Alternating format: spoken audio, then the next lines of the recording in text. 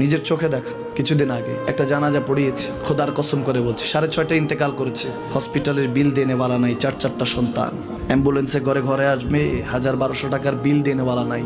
কি বুঝলেন? ক্ষণস্থায়ী দুনিয়া। মুমিনের কম থাকলেও আমি বলি, কেউ যদি এসে বলে হুজুর একটু দোয়া করেন, খুব পেরেশানিতে আছি, আমি তার হাত চুমু খেয়ে বলি তোমাকে মোবারকবাদ, আল্লাহ তোমাকে ভালোবাসে। পেরেশানি তো মালিক দেয়, এই জন্য এটা রহমত মুমিনের জন্য। পেরেশানি দেয় যখন ফেরেশতারা বলে আল্লাহ চাইতেছে চাইতেছে, টাকা পয়সা চাইতেছে, বলে এটা কি? বলে ফাসেক, দে বিদায় কর। তার চাওয়া চাই, বিরক্ত লাগে, বিদায় কর, কি লাগে দে।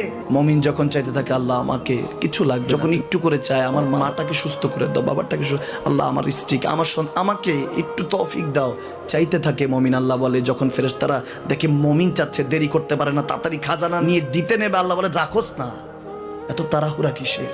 তার চাওয়ার মধ্যে তো প্রেম আছে, একটু চাইতে দেস না। থাকুক না মুমিন আর একটু পেরেশান, থাকুক না, থাকতে দেস না, একটু